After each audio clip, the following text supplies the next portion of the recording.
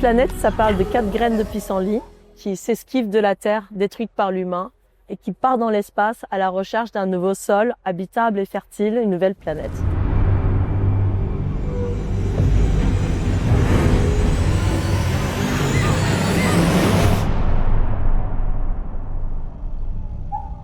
Le film ne parle pas puisque les graines ne parlent pas.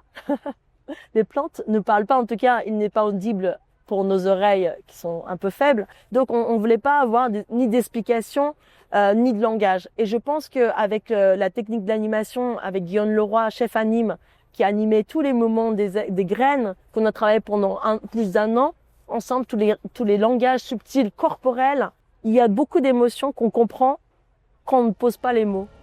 Donc c'est plutôt une ode à la nature, mais aussi une ode à la sensibilité que je donne à voir dans ce film.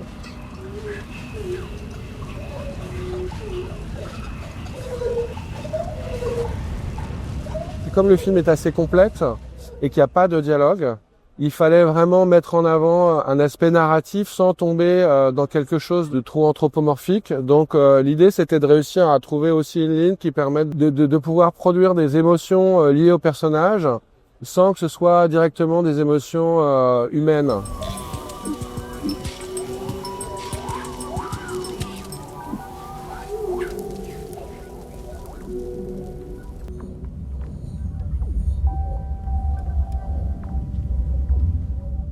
Le sol est pollué aujourd'hui. Le sol n'est plus une évidence.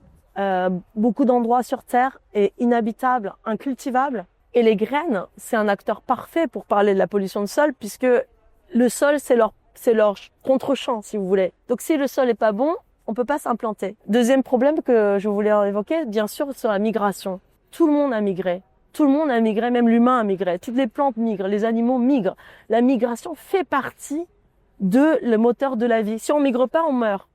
Donc la migration est quelque chose de très naturel. Et c'est vrai qu'il y a un côté un peu politique dans ce film, s'il y en a un tout petit peu. C'était cette histoire de migration qui n'est pas une colonisation, mais qui est un déplacement.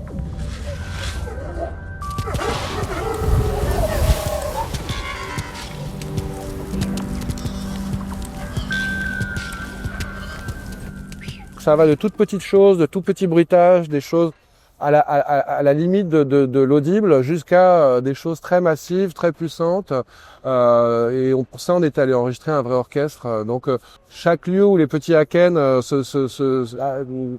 essayent de s'implanter a une identité visuelle et un mood très très différent. Donc, l'idée, c'était aussi à chaque fois d'essayer de trouver un univers musical qui puisse fonctionner avec chaque univers, tout en gardant quelque chose quand même de tenu sur l'ensemble du film.